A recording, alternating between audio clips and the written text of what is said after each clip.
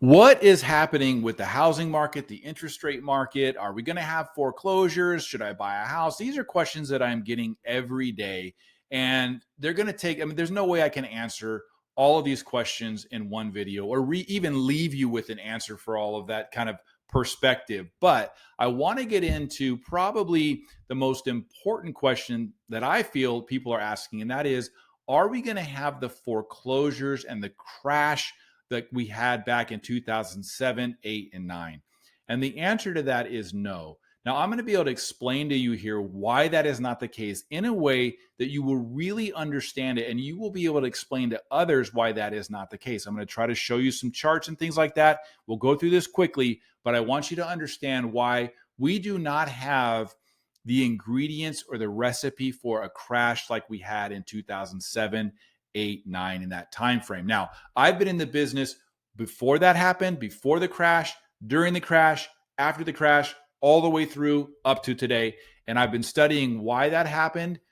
We have a pretty good understanding of why that happened and how it could have been avoided, and all the way up to where we are now, and why we can see why that is, the recipe for that type of disaster is not here. So first of all, understanding a little bit about 2007 and 8 and why that crash happened. Now, lending is based on risk versus reward. Okay. And really, so many things are, right? But lending, if I'm going to let you borrow money from me, I'm going to look at the risk, and then I'm going to assign an interest rate to giving you that money. And that is my reward, risk versus reward. So if someone is very risky and I lend them that money, then I'm going to charge a much higher rate of interest for it to be worth my risk. Okay. And that is all of lending.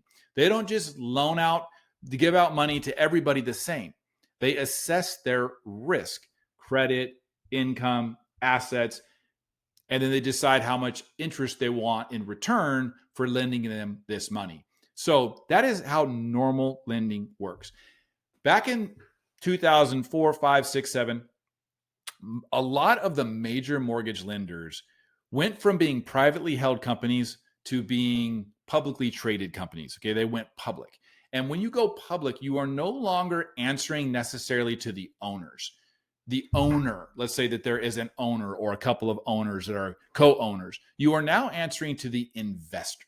And the investors want increase. They always want increase. If you did $1 billion in the first quarter, you better show me that you did $1 billion and 1 million in the second quarter. They always want increase, and that's what you have to show.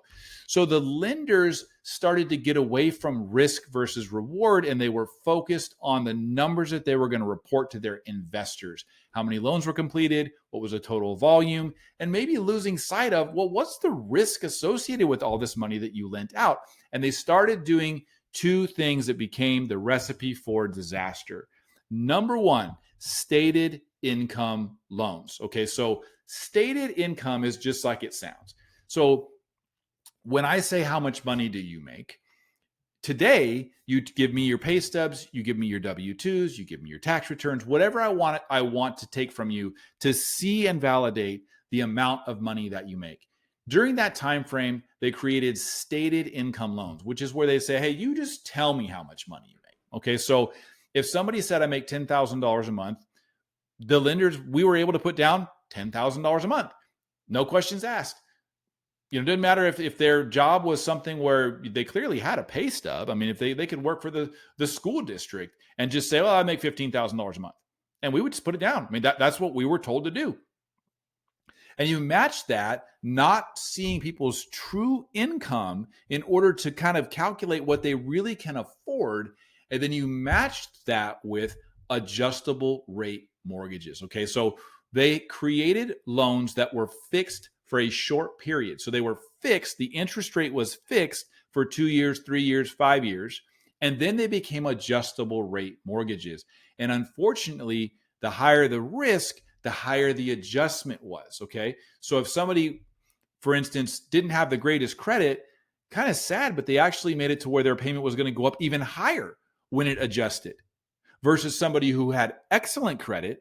It went up a little bit, but not as much. So recipe for disaster, right? And that is what happened in 2007 and 8. Okay, so That's where the word affordability comes in. Okay, so affordability is how much can you afford?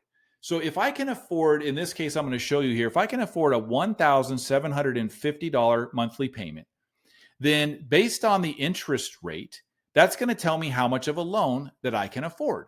Okay. And today, the difference between 2007 and 8 and today is that for the past 15 years, after the crash that happened in 2007 and 8, the banks and the regulators and the government, they really got beat up here. I mean, we were on the brink of total financial disaster in this country. And they started to say, look, you need to have more qualified loans. They don't want to see just these stated income loans and matching those up with adjustable rate mortgages. So they've become a lot more conservative in the lending practices over the past 15 years. In general, we have to see the income validated with pay stubs, W-2s, tax returns, or some other way of validating income. And then we also, I would say probably 97% of the loans that have been done in the past 15 years are fixed rate mortgages. And fixed rate mortgages are, in my mind, they're really the key, because if you're getting into a loan and you're saying, look, I can afford $1,750. All right. So let's say that your mortgage payment is $1,750 a month and your house is worth $400,000. Now you wake up in the morning tomorrow and the housing market has crashed. And now your house is worth $200,000, not $400,000. Now that is a punch to the gut for sure. Man, you lost half of the value of your home overnight. But guess what? Your mortgage payment didn't change. So if you could afford that mortgage payment yesterday, you can afford that mortgage payment today. And you can afford that mortgage payment tomorrow. Affordability is the key to whether there are foreclosures or not. And because we've been doing fixed rate loans for the past 15 plus years on almost all home loans that were completed, that means that no matter what the value of homes does, your affordability does not change on a house that you currently own. So if everyone can still afford to make their monthly payment, then we have no reason for massive foreclosures. Okay, that is not the case of 2007 and 8. In 2007 and 8, if you had a monthly payment of $1,750 and you hit your adjustment period, so let's say the first 2 years it was fixed at $1,750, and then you hit your adjustment period, your payment might have gone to $2,500 a month overnight, just like that. All right, so you went from being able to afford it to not being able to afford it. Nothing happened to your job, nothing happened to your income, but the loan went up. Now, these loans, every single loan that was done that I ever saw for sure, and I think probably every loan that was done, the terms of how the loan works were in the paperwork. It was all in the paperwork. But people don't walk around reading 150 pages of legal documentation. And unfortunately, many people were just not aware that this is how their loan was going to work. And the other people, a lot of people that did know that it was going to go up, they were used to hearing things like, oh, well, don't worry, because you can just refinance. You just refinance. When your adjustable rate comes up, we'll just refinance you again. Well, at one point, that refinance wasn't an option because the housing market had turned, and now maybe their home was worth less than they owed. So that was really pulling the rug out from millions and millions and millions of people, and they were left with, with their hands in the air saying, I don't know what to do. I can no longer afford my payment. And that's when foreclosures came in, okay? Because the housing market started to go down. They didn't have the equity position that they had at one point. They weren't able to sell because they owed more than the house was worth, and their mortgage payment was going up. What's different today, again, I want you to understand, is that if everyone's house that has a mortgage today lost half of its value tonight, tomorrow morning, most people, let's say 97% of people, their mortgage payment hasn't changed. So yes, it's terrible that the value has gone down, but they do not need to be foreclosed on. Unless there is a life experience, a loss of a job, death of a primary wage earner, something like that that caused the affordability for that household to change, then they can still make their monthly payment. And if they hold on, say the housing market comes down, say the market goes down 10%, Let's say the housing market goes down 20%. You keep making your payment. You keep making your payment. You keep making your payment. And I'll tell you what, come back 10 years later, and I'm going to show you that your house is worth way more than it is today. In general, house prices double every 20 years. In general, not in every single market, but look at the numbers if you want to look them up. So let's take a look at this chart here. Again, 5.75% is about the interest rate today. Today is the 20th of June, 2022. So if somebody comes in and says, look, I can afford $1,750. I can afford $1,750. That is the principal and interest. Then I can give them, from an affordability factor where they are comfortable, a $300,000 loan. All right. That is what they get for a $1,750 payment today. If interest rates go up from 5.75 to 6.5%, that same person can still buy a house. That same person can still make a $1,750 payment. Well, that just means that instead of being able to afford a $300,000 loan, they can afford a $277,000 loan.